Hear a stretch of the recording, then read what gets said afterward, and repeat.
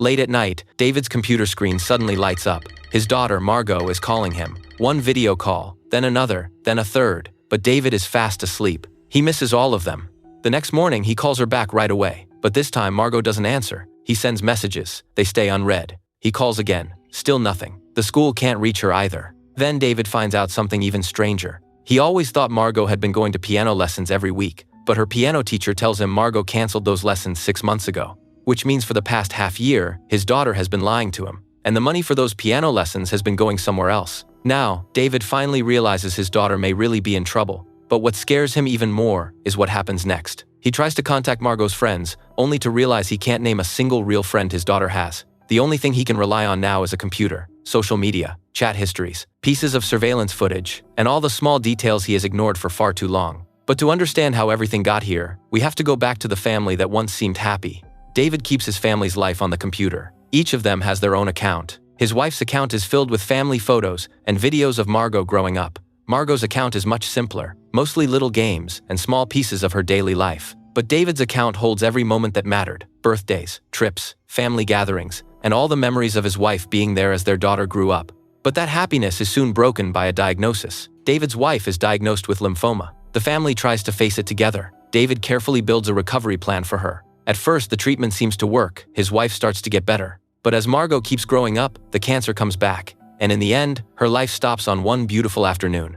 Years pass. The little girl Margot used to be is now a high school student. But ever since her mother died, the distance between her and David has only grown wider. Sometimes, David tries to start a conversation with his daughter. All he gets back is a cold question mark. Even on video calls, there is a wall between them. They barely talk for a few minutes before Margot says she has to study and ends the call. Whenever that happens, David quietly opens the old family videos, as if that is the only way he can see his family whole again. That day, David has a video call with his brother, Peter. At first, they are only talking about a recipe, but then David notices a small round tin of weed on Peter's desk. David immediately calls him out and tells him not to touch that stuff. Peter quickly puts it away. He seems like he has something he wants to tell David, but before he can say it, the doorbell rings. Before hanging up, Peter only reminds David of one thing: he should talk to Margot more. After that small interruption, night falls. David's computer screen suddenly lights up. It is Margot, calling him on video. And that brings us back to the opening scene. To find any way to reach his missing daughter, David has no choice but to open his late wife's old account. He hasn't logged into it in years, not since she died. Inside her notes, he finds the contact for one of Margot's old friends from middle school. David calls the number right away. The person who answers is the friend's mother. After a brief hello, David asks if she has seen Margot. The woman says her child went camping in the mountains today with a group of friends, and since Margot used to be close with them, she assumes Margot was probably invited too. Hearing that, David finally breathes a little easier. If Margot really went camping in the mountains, then the unread messages and missed calls start to make sense. There may simply be no signal up there. After thanking the woman, David writes Margot a long message. Line after line, he questions her about the piano money he has been sending for the past 6 months. But after typing it out, David stops. He starts to feel like maybe this isn't the right thing to say as her father, so he hesitates for a long time. Then he deletes all of it. In the end, he sends only one message: "Call me back as soon as you see this." But the waiting drags into the next morning. David still doesn't get a call from his daughter. Instead, he gets a call from Margot's old friend. She says they did invite Margot before the camping trip, but Margot never showed up. The moment David hears that, he calls the police. Margot has now been missing for almost 30 hours, and David is starting to fear something really happened to her. After giving the police the missing person details, David searches the local missing persons cases. Then he finds the clearance rate. Only 45% of cases are successfully solved.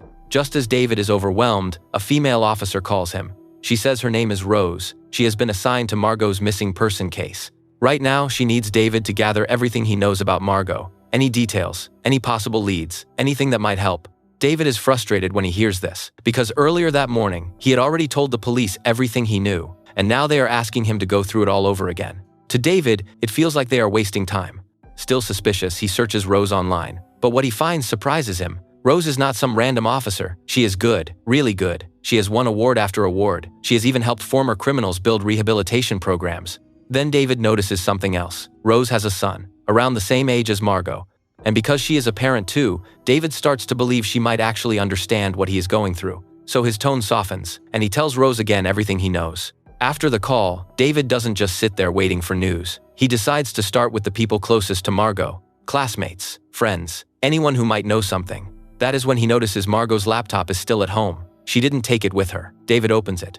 But when he tries to log into her social media, he realizes he doesn't know the password, so he clicks Forgot Password. Then the system tells him to check her email for a verification code. But when he opens the email, that needs another password too. Password after password, David starts to panic. Luckily, Margot's email was once connected to his wife's account, so David uses his wife's email to reset Margot's email password. Then he logs in, gets the verification code, and finally resets the password to Margot's social media account. After all that, David finally gets into Margot's account. Once it opens, he sees a list of her friends and contacts. To find any clue about where she went, David starts calling them one by one. He even builds a spreadsheet so he can send everything to Detective Rose later. But the more people he contacts, the worse it gets. These so-called friends all say they barely know Margot. Some say she mostly keeps to herself, that she is always alone. Then David finds a photo of Margot eating lunch by herself. Only then does he realize his daughter may not have a single real friend. He has no idea how she became so alone. But right now, all he can do is keep searching through her computer. Just then, David remembers something. The last time he heard from Margot, she said she was going to a study group. So he searches through her laptop and finds the group information. Inside it, he finds the name of a girl from her class. David looks her up online and finds her social media account. On her profile, there is a photo of her and Margot looking close. David assumes the two of them must be good friends, so he contacts her right away. But her answer is not what he expected. She says she and Margot were not as close as they looked. They were only put in the same study group. Hearing this, David is close to falling apart. He has called everyone he can find. No one knows where Margot is. Worse than that, it seems like she doesn't have a single real friend, and somehow, as her father, David never knew. Then he finds another account, one Margot kept private. Inside, she has been posting dark images and lonely words. That is when David finally understands. He never really knew his daughter at all, and for the first time, he feels like he has failed her as a father. Just then, Detective Rose sends David a video clip. The footage shows that before Margot disappeared, she seemed to drive out to the outskirts by herself. David quickly marks the location on the map, but he still can't understand why his daughter would drive out there alone. At the same time, Rose tells David about another lead. 6 days earlier, Margot transferred $2,500 to an account. When the police traced that account, they found something strange. It was actually a new account Margot had registered herself, but soon after the money arrived, the account was deleted. David logs into Margot's account and finds out where the money came from. It is the same money he had been sending her for piano lessons, the money she had secretly saved over the past 6 months. But why would Margot send money to herself? What would be the point of that? Rose says this kind of move is often used to launder money. Then she sends David a photo of the ID used during the withdrawal. After checking it, the police find the ID is fake. David can't make sense of any of it. Why would his daughter create a fake identity, then transfer money back to herself? Rose tells him there is one possibility. Margot may have run away from home. David refuses to accept that. Because on the night Margot disappeared, she called him 3 times in the middle of the night. If she really planned to run away, why would she keep calling her father? David hangs up in anger. He doesn't believe his daughter would do something like this, so he decides to find the truth himself. He opens Margot's browser history. After going through it, one live streaming site catches his attention. When he clicks in, he realizes Margot may have been using this site for a long time. And in her older videos, there is a girl named Hannah who often talks to her. Margot even shared her favorite Pokemon keychain with her. In the videos after that, the girl named Hannah keeps showing up. She talks with Margot again and again. From their conversations, David learns Hannah works as a waitress at a restaurant, and seeing how often she was there for Margot, David starts to think this girl may know where his daughter is, so he immediately tells Rose what he found. He wants the police to talk to Hannah as soon as possible. But Rose tells him they already checked the restaurant where Hannah works. According to Hannah and the restaurant owner, Hannah was at work the whole time Margot was missing, so she doesn't know where Margot is, and she has nothing to do with the disappearance. Maybe because Rose is a mother too, she can hear the fear in David's voice. She tries to calm him down. She tells him she has already reached out to police across several states to look for Margot's car. If anything turns up, David will be the first to know. After the call ends, David just sits there, staring at the screen. He has no idea what else he can do. But just as he is about to close Margot's laptop, one of her old videos catches his attention again. In the video, Margot is live streaming beside a lake. David remembers seeing the same lake on her private account. It looks like this is a place she went to often. Using the location name Margot had tagged, David quickly tracks it down. It is called Barbosa Lake, and then he notices something. Based on the route from the map, the direction Margot drove on the night she disappeared lines up exactly with Barbosa Lake, which means that night, Margot most likely went there. With that lead, David doesn't waste a second. He drives straight to Barbosa Lake. But when he reaches the water, he immediately calls Rose because he has found something terrifying. It is the charm from Margot's phone. Rose tells him to stay calm. She is on her way.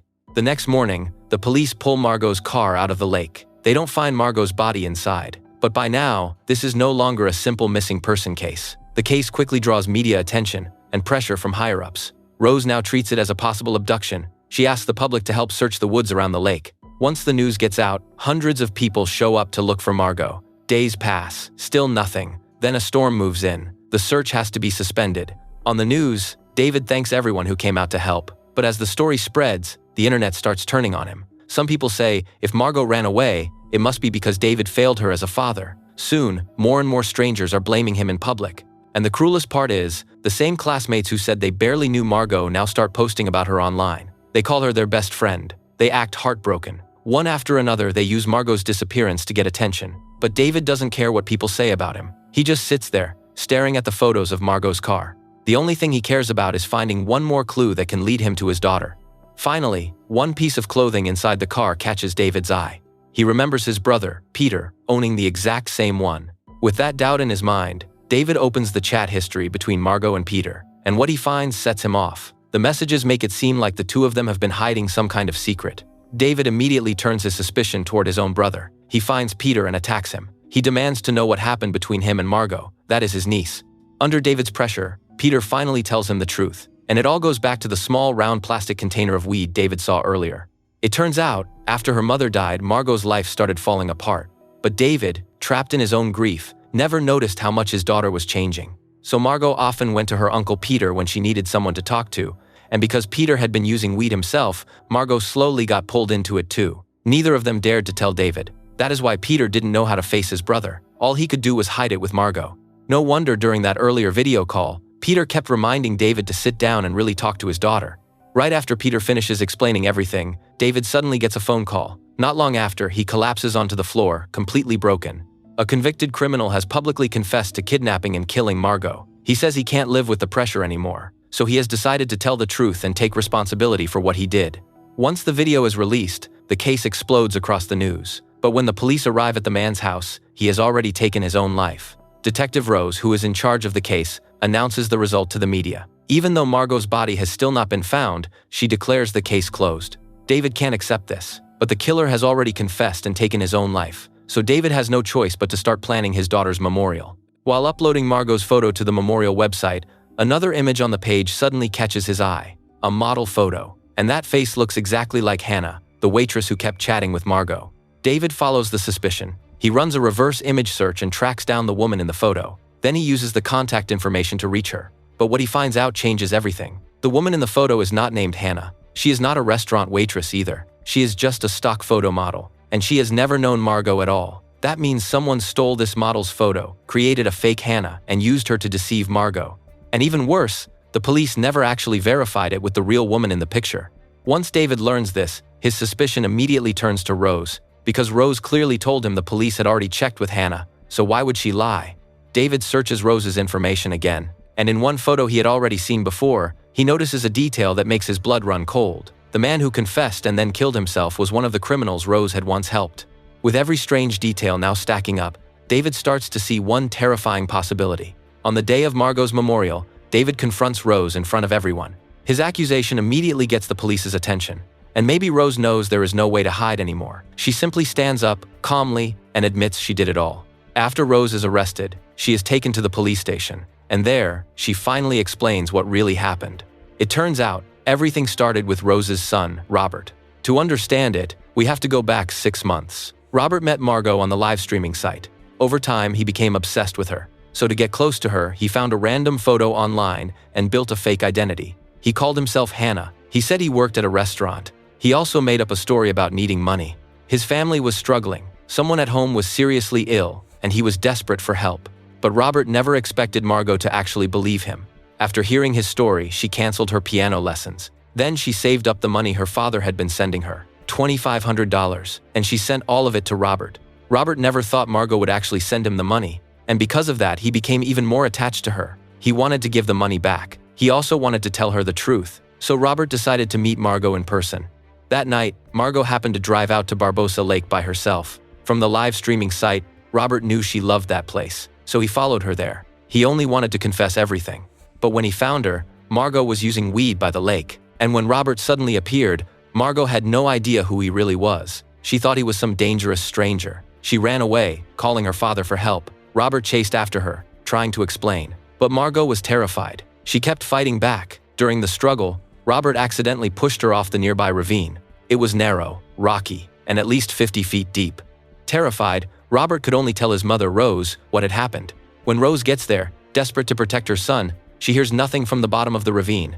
To her, there is no way Margot could have survived. So she moves fast. First, she shuts down the bank account Robert had been using. Then she creates evidence to make it look like Margot was laundering money. After that, she takes over the case herself. Every clue that might lead back to Robert, she cuts off before anyone can follow it. But Rose never expected the case to become this big. So in the end, she uses a former criminal she had once helped to close the case for good.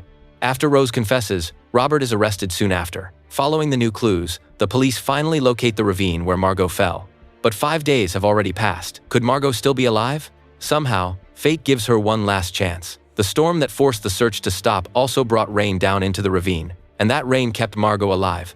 Then the scene changes. Margot has recovered and returned to her father's side. Their relationship is slowly getting better. When they talk now, the distance that used to sit between them is gone. David also signs Margot up for piano lessons again.